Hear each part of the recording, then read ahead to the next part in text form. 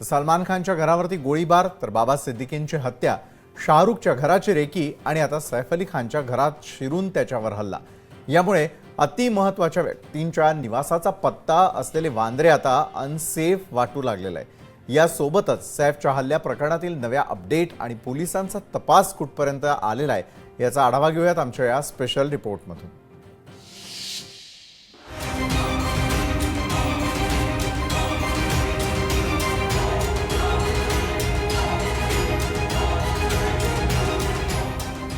सैफ अली खानवर हल्ला झाल्यानंतर संपूर्ण देशभरात खळबळ उडाली। सध्या सैफची तब्येत उत्तम असल्याची माहिती डॉक्टरांनी दिली आहे, तर सोमवारी त्याला रुग्णालयातून डिस्चार्ज देणार असल्याचं डॉक्टरांचं म्हणणं आहे। सैफच्या आणि त्याच्या कुटुंबाच्या सुरक्षेत आता वाढ करण्यात आली आहे, त्यामुळे आता सैफ सेफ आहे। मात्र आरोपी अद्यापही सापडलेला नाहीये।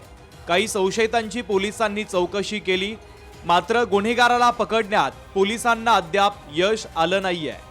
या प्रकरणात आतापर्यंत काय काय घडलं आणि तपास कसा सुरू आहे याबद्दल आमचे प्रतिनिधी विकास मिरगणे यांनी दिलेली माहिती पाहूयात।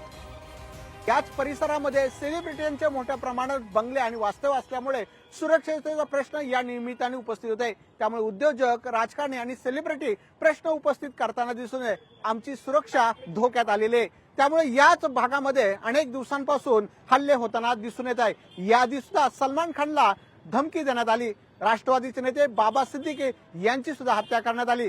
त्यामुळे वांद्रे पश्चिम या भागातील लोक आणि सेलिब्रिटी म्हणतात आम्ही असुरक्षित आहेत। तर सैफवरील हल्ला प्रकरणातील नवे अपडेट आपण पाहूयात। सैफ अली खानवर हल्ला करणाऱ्या आरोपीचा फोटो समोर आलाय। करीना कपूरचा जबाब पोलिसांनी नोंदवलाय। सैफला रुग्णालयामध्ये नेणाऱ्या रिक्षा चालकाची पोलिसांनी चौकशी केली। सैफ अली खान याची प्रकृती आता सुधारलेली आहे। सैफ अली खानला सोमवारी आता घरी सोडलं जाणार आहे। आतापर्यंत 30 जणांचे जबाब पोलिसांनी या प्रकरणात नोंदवलेले आहेत, तर रात्रभरात पोलिसांनी 15 पेक्षा अधिक जणांची चौकशी केली आहे। हल्लेखोराचा आणखीन एक व्हिडिओ समोर आलाय। आरोपीनं दादरमध्ये हेडफोन्स खरेदी केल्याची माहिती समोर येते आहे। सैफ अली खानचा हल्लेखोर महाराष्ट्राबाहेर गेल्याचा अंदाज आहे। मुंबई पोलिसांच्या अनेक पथकांच्या माध्यमातून आरोपीचा शोध घेतला जातोय, मात्र आरोपी पोलिसांना गुंगारा देतोय। वांद्रे परिसरामध्ये अनेक महत्त्वाचे लोक, सेलिब्रिटी आणि राजकीय मंडळी राहतात आणि अशा हाय प्रोफाईल भागात गुन्हेगारांचा सुळसुळाट होत असेल आणि हे गुन्हेगार जर लोकांच्या जीवावर उठत असतील तर पोलीस करताय काय हा प्रश्न या निमित्तानं उपस्थित होतोय। तर वांद्रे आता सुरक्षित नाही असं माजी आमदार जिशान सिद्दीकी यांनी म्हटलंय, तर वांद्रे कालही आणि आजही सुरक्षित आहे असं भारतीय जनता पक्षाचे नेते आशीष शेलार यांनी म्हटलंय। जिस बांद्रा में हम पैदा हुए थे, जिस बांद्रा में हमने हमारा बचपन बिताया है, उस बांद्रा और अब इस बांद्रा में बहुत फर्क है।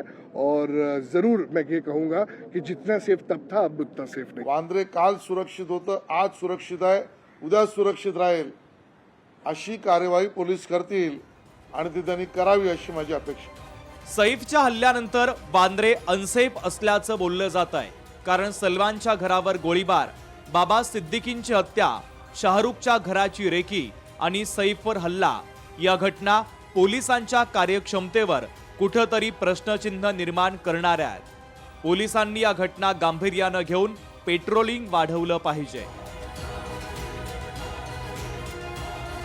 ब्युरो रिपोर्ट, लोकशाही मराठी, मुंबई। लोकशाही मराठी ऐका, पहा, जागरूक रहा।